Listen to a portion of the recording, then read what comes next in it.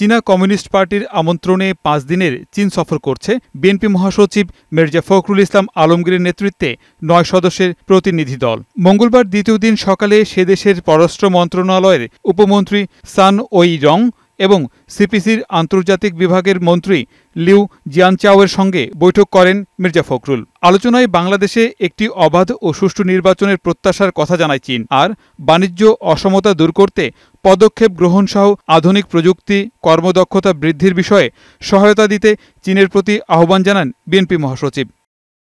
এদিন রাজধানীর উত্তরায় রাষ্ট্র মেরামতে ঘোষিত 31 দফা কর্মসূচি সম্বলিত লিফলেট বিতরণ কর্মসূচিতে অংশ নেন বিএনপির ভাইস চেয়ারম্যান আব্দুল আওয়াল মিন্টু। এ সময় তিনি বলেন, বিচার ও সংস্কারের নামে যদি নির্বাচনকে বিলম্বিত করা হয় তাহলে তা রাষ্ট্রের জন্য মারাত্মক ক্ষতির কারণ হবে।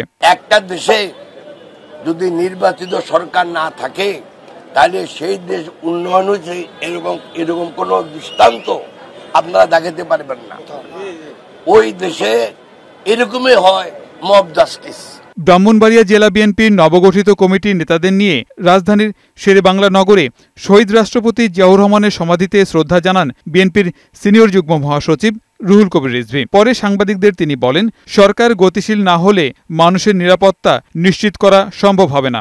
যারা গণতন্ত্র ধ্বংস করেছে, যারা নির্বাচন ধ্বংস করেছে, যারা দিনের ভোট রাত্রে করেছে, যারা ডামি নির্বাচন করেছে, যারা বিরোধী দলের মনোনয়ন প্রত্যাশীকে সে মনোনয়ন জমা দিতে পারেনি, এর জন্য দায়ী এই 3 নির্বাচন কমিশন। তাদের আইনসঙ্গতভাবে বিচার হোক। এদিকে দলে নতুন সদস্য সংগ্রহ ও নবায়ন কার্যক্রমের অংশ হিসেবে খিলগাঁও থানার কর্মসূচিতে অংশ নেন মহিলা দলের সভাপতি আফরোজা আব্বাস। ঘোষিত সময়ের মধ্যে নির্বাচনের আয়োজন করা না হলে আবারও রাজপথমুখী হওয়ার হুঁশিয়ারি দেন তিনি।